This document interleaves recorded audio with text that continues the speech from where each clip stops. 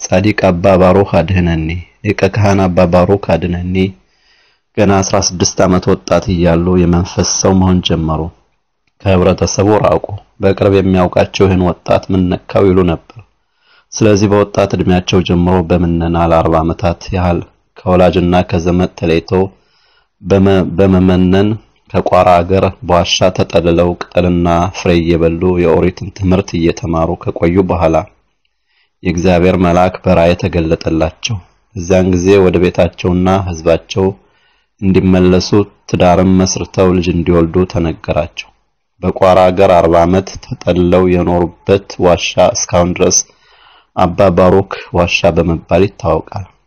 እሳቸው ግን 40 ዓመት ያህል መንኜ ዓለም በቃ ብዬ በኦሪት ትምህርት ብቻ ተቀድሼ የተቀመጥኩ ሰው እንዴት አድርጌ አሁን እሄዳለሁ ባሉ ጊዜ ሁለተኛ የእግዚአብሔር መልአክ በራእይ ተገለጠላቸውና ባሮክ ሂድ ልጆችህ ህዝብም የሚያስተዳድሩ ህግን የሚከተሉ ይሆናሉ፣ ካህናትም ይሆናሉ። እናታቸው ከስሜን የተወለደች እንኳየውሽ ይታማር ትባላለች። የምትወልዷቸውን ልጆች ጸጋሁን፣ ተሜጥ፣ ብርሃን፣ ተስፋሁን፣ ጌታሁን፣ ወርቂት፣ ውቢት፣ ሮሚትና እንኳይቱ ብላችሁ ጥሯቸው።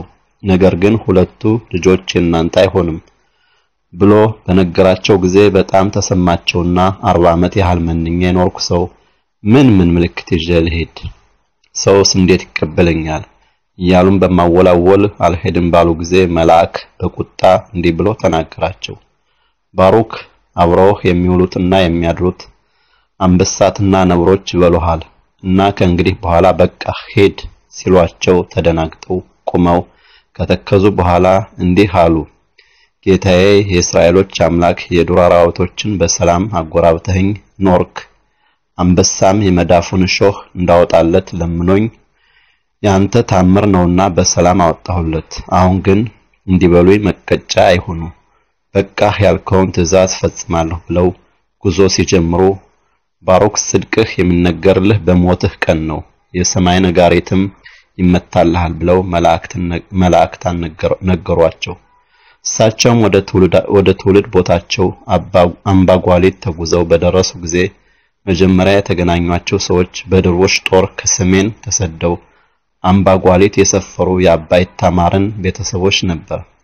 ገና ሌላ ሰው ሳዩ እንኳየውሽ ይታማርን አዩአቸው። እሳቸውም ገስግሰው ድሮ መምህራቸው ወደ ነበሩ ወደ አባ አራየኔ ሄደው የሆነውና የሚሆነው ሁሉ አወጓቸው። መምህራቸው አባ አራየኔ በመደነቅ ባሮክ እውነት አንተ ሴት ልታገባ ብለው ካረጋገጡ በኋላ በል በሃይማኖታቸው ከሰሜን ተሰደው መጡ ትልቅ ቤተ እስራኤል አሉ፣ አባይ ታማር ይባላሉ። የደረሰች ልጅም አለች፣ እንኳየውሽ ትባላለች። አንተም እንኳን የምታያት ሆነ ብለው እርሳቸው አጭተው በራሳቸው ወጭ ትልቅ ግብዣ አድርገው አጋባቸው። የኒህ ጻዲቅ መንትያ ወንድም ዳንኤል አድህነኒ የተባለ ወጣት ወደ እስራኤል ሲሄዱ ኢየሩሳሌም ለኔና ለዘሬ ርስት የምትሆን መሬት ግዛልኝ ብለው ብዙ ገንዘብ እንደሰጡት ይነገራል። ክቡር ዳንኤልም ከኢየሩሳሌም ደርሶ ሲመለስ የመጣላቸውን አፈር በውሃ በጥብጠው ጠጡት ይባላል። በሁለተኛ ዙር ጉብኝት ግብጽ አገር ሞቶ እንደቀረ ይነገራል።